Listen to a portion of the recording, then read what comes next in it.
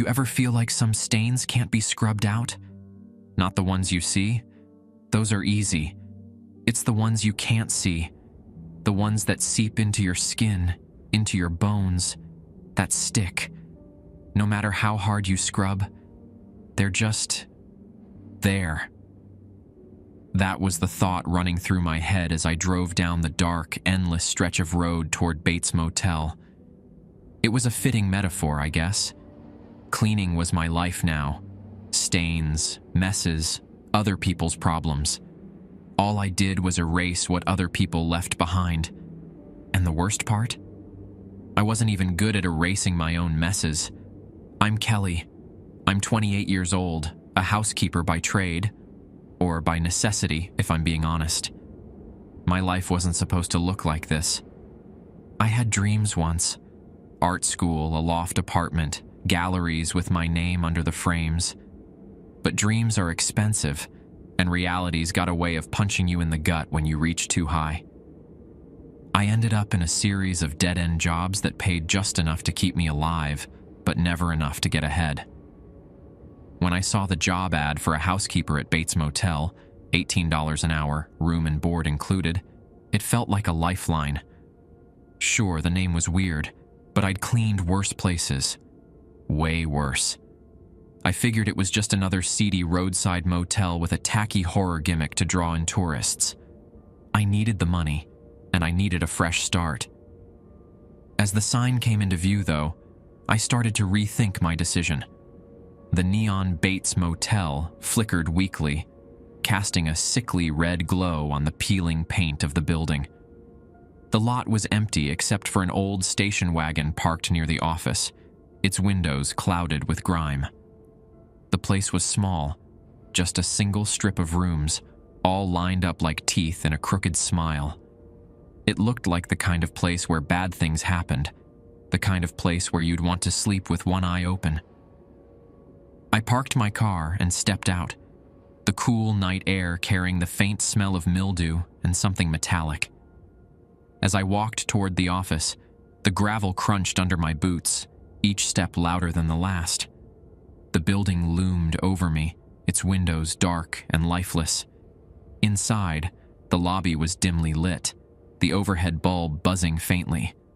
A man stood behind the desk, his gray hair slicked back and his face lined with deep wrinkles. He looked like he belonged here, like he'd been here forever. "You must be Kelly," he said, his voice raspy and flat. "That's me," I replied, forcing a smile. He didn't smile back. Instead, he slid a flashlight across the counter toward me. It was old and heavy, the kind that felt like it could double as a weapon. "You'll need this," he said. "For what?" I asked, frowning. He didn't answer. Instead, he handed me a key marked with a small brass 6 and gestured toward the hallway. "Room 6. Start there." The hallway leading to room 6 was dimly lit, the flickering bulbs overhead casting jagged shadows on the walls. Each step I took echoed faintly, the sound bouncing off the cracked tiles. The air felt heavier here, like the motel itself was holding its breath. When I reached the door, I hesitated. It was slightly ajar, the faint smell of mildew and something metallic wafting out. I pushed it open with my foot, the hinges creaking loudly in protest. The room itself was ordinary. A double bed with a faded quilt, a wooden nightstand with a lamp that looked like it hadn't been dusted in years, and a small TV perched on a rickety dresser. But something about it felt wrong. The air was thick, and the shadows seemed to cling to the corners, refusing to be chased away by the dim light of the lamp. I stepped inside, my boots sinking into the threadbare carpet. That's when I saw it. The pillowcase. It lay on the bed, stained with a dark, rust-colored blotch that spread across the fabric like a Rorschach test. Blood. Old, dried blood. I swallowed hard, my stomach turning as I approached the bed. The stain was darker in the center, fading into jagged edges. I reached for it, hesitating as my fingers brushed the coarse fabric. That's when I noticed the writing. Under the dim light of the flashlight, faint letters began to shimmer on the fabric. They were almost invisible, like they'd been written in the same blood that stained the pillowcase. I squinted, tilting the flashlight to read the words. Rules for Room 6. Rule 1. Knock 3 times before entering any room, even if it's empty. Rule 2. Never touch the mirror with bare hands. Always wear gloves. Rule 3. Keep the door to Room 7 closed. Do not open it under any circumstances. Rule 4. Leave the bedside lamp on at all times. Never let it go dark. Rule 5. If you hear footsteps behind you, do not turn around. Rule 6. Do not answer the phone after 11 p.m. Rule 7. Under no circumstances should you sleep in the motel. My hands shook as I read the list, the flashlight trembling in my grip. My first thought was that it had to be some kind of sick joke, but the blood on the pillowcase told a different story. I dropped the pillowcase and stumbled back, the air in the room suddenly feeling too thick to breathe. The shadows seemed to move, creeping along the edges of the walls. And then I heard it, a faint, rhythmic tapping coming from the mirror. The sound was faint at first, barely distinguishable from the low hum of the overhead bulb. It came from the mirror on the far wall, just above the dresser. My breath hitched as I stared at it, my flashlight trembling in my hand. The mirror was old, its edges flecked with dark spots where the silver backing had worn away. The glass itself seemed warped, distorting the dim reflection of the room. I stepped closer, the tapping growing louder, sharper. My reflection moved with me, but something felt off, like it was watching me instead of mimicking my movements. The rule came to mind. Never touch the mirror with bare hands. Always wear gloves. Gloves, I whispered to myself, frantically scanning the room. My cleaning kit was still by the door. I darted over, rummaging through the supplies until I found a pair of thin rubber gloves. They weren't much, but they'd have to do. The tapping stopped as soon as I pulled the gloves on.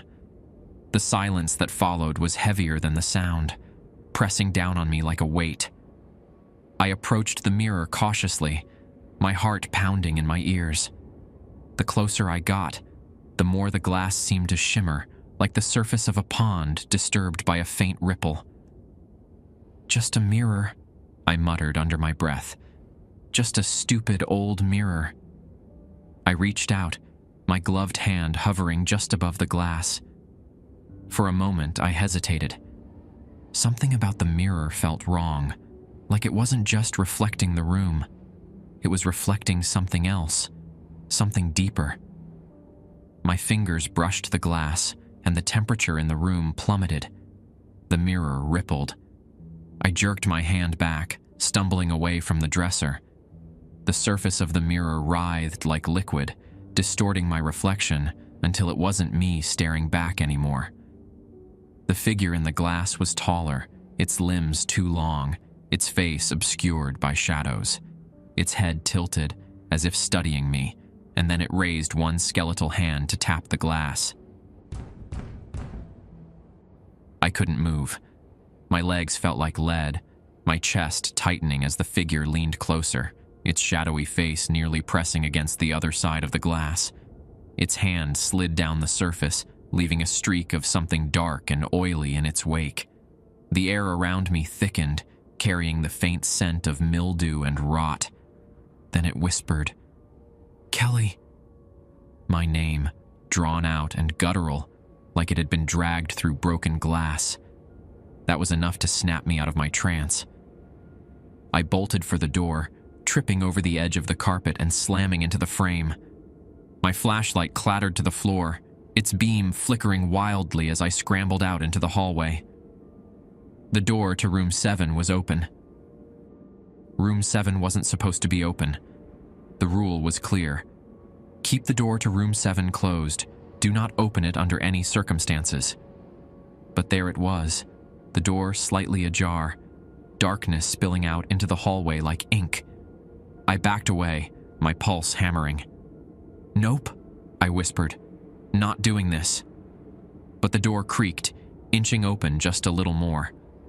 My flashlight's beam wavered, barely piercing the shadows inside. The air in the hallway grew colder, a faint breeze brushing past me like a whisper. "Close the door," I muttered, my voice shaking. "Just close it and walk away." I edged closer, keeping the flashlight trained on the doorway. The shadows seemed to pulse, shifting and curling like living things. I reached out with my foot, nudging the door with the tip of my boot. Something moved inside. It was subtle, just a flicker of motion in the corner of my eye. My flashlight caught the edge of a figure, tall, gaunt, its limbs unnaturally long. I froze, my breath catching in my throat. The figure didn't move again, but I could feel its presence, heavy and oppressive, like it was watching me. The breeze grew stronger, carrying a faint sound, soft, shuffling footsteps. My heart nearly stopped as I realized they were coming from behind me. "If you hear footsteps behind you, do not turn around." The rule screamed in my head, louder than the footsteps, louder than my own panicked breathing. I clenched my fists, forcing myself to keep my eyes on the door to room 7. The footsteps drew closer, slow and deliberate, the sound echoing in the narrow hallway. "Don't turn around," I whispered to myself, tears pricking the corners of my eyes. "Don't turn around." The footsteps stopped, just inches behind me. The air was so cold now that I could see my breath, each exhale trembling in the dim light. Something brushed against my shoulder, light, almost imperceptible, but enough to make my skin crawl. The door to room 7 slammed shut. I didn't wait to see what was behind me. I ran, my boots pounding against the tiles as I bolted for the lobby. The shadows seemed to chase me, stretching along the walls like hungry claws. When I reached the front desk, the old man was gone. In his place was a note, scrawled in jagged handwriting. "You broke the rules. They'll be watching now." I clutched the note in my trembling hands. The jagged handwriting burned into my mind. "You broke the rules. They'll be watching now." The lobby felt impossibly silent. The faint hum of the fluorescent light overhead was gone, replaced by a stillness that pressed against my ears. The air smelled stale, tinged with that same metallic scent I'd noticed before, stronger now, almost suffocating. I dropped the note onto the desk and backed away, the heels of my boots catching on the frayed carpet. My breathing was ragged, shallow, each inhale catching in my throat. The motel was alive now. Every shadow, every corner felt like it was watching, waiting. I turned toward the hallway, and my stomach dropped. All the doors were open. Rooms 1 through 10 gaped like black mouths, their insides invisible beyond the thick shadows spilling out. The dim hallway light flickered weakly, casting jagged, shifting patterns across the floor. I tightened my grip on the flashlight and took a step forward, my boots scraping against the tiles. "Just close the doors," I whispered to myself. "Just close them and get out of here." But with each step, the air grew colder, heavier. My flashlight flickered as I approached room 6. The door stood open, the shadows inside curling and writhing like smoke. I hesitated, the memory of the tapping mirror flashing in my mind. That's when I saw it. Something moved in the corner of the room. A figure, hunched and skeletal, its limbs unnaturally long, its head tilted at an unnatural angle. It wasn't just standing there, it was watching. I could feel its gaze, heavy and unrelenting, even though its face was obscured by the shadows. I stepped back, my heart pounding, but the figure didn't follow. Instead, It raised a single hand, its long claw-like fingers pointing toward room 7. "No," I whispered, shaking my head. "No way." But as I turned, I realized the door to room 7 was open again. The door to room 7 was wide open now, the shadows inside spilling out into the hallway like ink. My flashlight wavered as I backed away, the beam bouncing off the jagged edges of the darkness. I didn't want to go near it, but the hallway was narrowing, the walls seeming to close in on either side of me. The open doors to the other rooms felt like they were leaning closer, their shadows stretching toward me. Then I heard it. The phone in room 7 started ringing. The sound was shrill, cutting through the oppressive silence like a knife. It echoed down the hallway, each ring louder and more urgent than the last. My stomach twisted as the rule screamed in my head, "Do not answer the phone after 11 p.m. I glanced at my watch. It was 11:03 p.m. The ringing continued, relentless and deafening. I tried to back away, but my feet felt glued to the floor. The phone was calling to me, pulling me closer with every shrill note. My hands shook as I raised the flashlight, aiming it at the open doorway of room 7. "Don't do it," I muttered to myself, my voice barely audible over the ringing. "Don't answer it." But the shadows inside the room shifted, and for a moment I thought I saw something. Another figure standing just behind the phone. It was taller than the one in room 6, its outline blurred and jagged, like it was barely holding itself together. The phone stopped ringing. The silence was worse. It pressed against my ears, making them ache. I waited, frozen in place, my flashlight trembling in my hands. Then the phone rang again, louder this time, almost angry. I snapped. "Fine!" I shouted, my voice cracking. "Fine! You win!" I stepped into the room, the darkness swallowing me whole. The phone sat on the nightstand, an old rotary model, its black cord coiled like a snake. I reached for it, my hand trembling as I picked up the receiver. "Hello?" I whispered, my voice barely audible. For a moment there was nothing, just static, faint and crackling like a distant radio signal. Then, a voice. "You're already too late." The line went dead. I dropped the phone, stumbling out of room 7 and back into the hallway. My breathing was ragged, my chest heaving as I fought to make sense of what was happening. The rules weren't just warnings, they were something worse. The air felt thicker now, heavier with each passing second. The open doors along the hallway seemed to pulse, their edges blurred and warped, as though the rooms themselves were alive. My flashlight flickered weakly, the beam barely cutting through the encroaching darkness. I turned back toward room 6, intending to grab my bag and get the hell out of this nightmare. But as I stepped closer, I froze. The pillowcase was back on the bed. It shouldn't have been there. I had left it on the floor, discarded like a bad memory. But now it was perfectly placed, the dark, rust-colored stain spreading across the fabric like a fresh wound. My flashlight flickered, and the writing on the pillowcase shimmered faintly under the beam. But this time, the words were different. "You can't clean what doesn't want to be cleaned." The stain began to spread, the dark blotch crawling across the bed like a living thing. I stumbled back, my hand flying to my mouth as the metallic scent of blood filled the air. The walls of the room seemed to close in, the shadows stretching toward me with claw-like tendrils. I turned to run, but the hallway was gone. In its place was a void, dark, endless, and waiting. I staggered back, my hands scrambling against the wall behind me, but the hallway had disappeared. In its place was an abyss, a black void that seemed to stretch infinitely in all directions.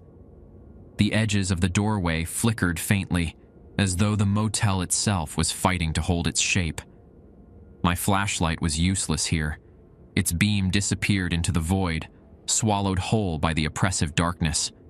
My breath hitched, panic clawing at my chest as I realized there was nowhere to go. The motel, the hallway, the world I knew, it was gone. The whispering started. At first, it was faint, just a soft hum at the edge of my hearing, but it grew louder, more insistent, like 1,000 voices speaking at once. They overlapped, each one distinct but incomprehensible, forming a cacophony that made my head throb. "Stop it!" I shouted, clamping my hands over my ears. But the voices didn't stop. They grew louder, more aggressive, until one voice cut through the chaos, clear and sharp. "Kelly," it said. I froze. The voice was familiar. Too familiar. It wasn't the guttural growl I'd heard from the shadows earlier. This was different, warmer, softer. It was my mother's voice. "Kelly," it called again, drawing me toward the void. "Come here, sweetheart. It's okay." My legs moved on their own, dragging me closer to the edge. The void pulsed, its darkness shifting and swirling like a living thing. Somewhere deep inside, I thought I saw something. Figures, faint and indistinct, moving through the shadows. The flashlight slipped from my grasp, clattering to the ground. "Mom?" I whispered, my voice trembling. The void answered, the shadows coalescing into a faint, flickering image. It was her. My mother, standing just a few feet away, her arms outstretched. She looked exactly as I remembered. Her kind eyes, her warm smile, the floral apron she always wore while cooking. "Come here, Kelly," she said, her voice soft and inviting. "You've done so well, sweetheart. Come to me." Tears pricked at the corners of my eyes. It had been years since I'd lost her, and yet here she was, as real as the day she died. My feet moved on their own, one step closer to the edge. But then I saw her eyes. They were black. "Kelly," she said again, her voice distorting, deepening. "Come here." I stumbled back, shaking my head. "You're not real," I whispered, my voice cracking. Her smile twisted into something grotesque, her lips stretching impossibly wide. The shadows surged around her, swallowing her form and rushing toward me like a tidal wave. I turned and ran, the voices screaming in my ears, the darkness snapping at my heels. I don't know how I made it back to the room. One moment, I was running through the void. The next, I was standing in front of room 6, gasping for air. The hallway was back, but it wasn't the same. The walls were warped, the shadows thicker, and the air reeked of blood and mildew. I stumbled inside, slamming the door behind me. The room was cold, colder than it had been before, and the pillowcase was back on the bed. The stain had grown, spreading across the sheets and dripping onto the floor. My eyes darted to the mirror, and my stomach dropped. It wasn't my reflection staring back at me. The figure in the mirror was taller, its limbs stretched and distorted. Its face was obscured, but its eyes, black, empty voids, bored into me with a malevolent intensity. The phone on the nightstand rang. I didn't want to answer it. Every instinct in my body screamed at me to ignore it, to run, to escape. But there was nowhere to go. The hallway was gone again, replaced by the void, and the room itself seemed to shrink with each passing second. With shaking hands, I picked up the receiver. "You didn't follow the rules," the voice said, deep and guttural.